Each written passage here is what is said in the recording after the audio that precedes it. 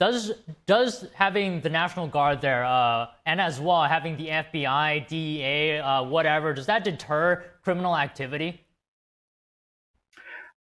As a former sheriff deputy, I speak from experience, and I will say that it can deter some crime. But we're talking about long-term success here within our criminal justice system and what it means to have safe communities. The DC Metro Police has done a good job with creating a better trajectory.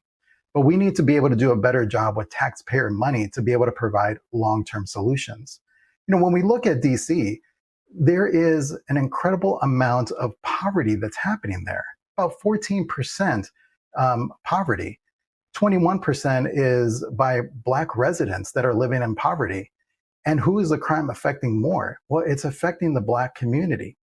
We also need to understand that the crime rate, the homicide rate, who is that being done by? Well, it's being done by people that have already been incarcerated before. The recidivism rate is about 70% in that area. So we have to start looking at what are the long-term solutions.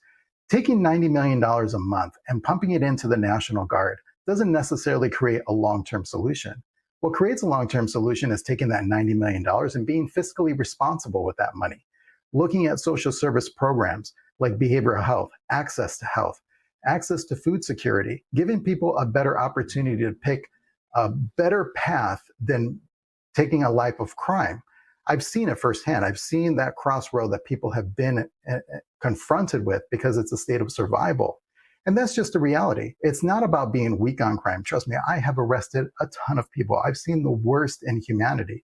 What we need to ask ourselves is that how do we prevent this casualty from continuing to happen with long-term success, not just an immediate 3 months, 6 months, because that's going to cost hundreds of millions of dollars that we don't have.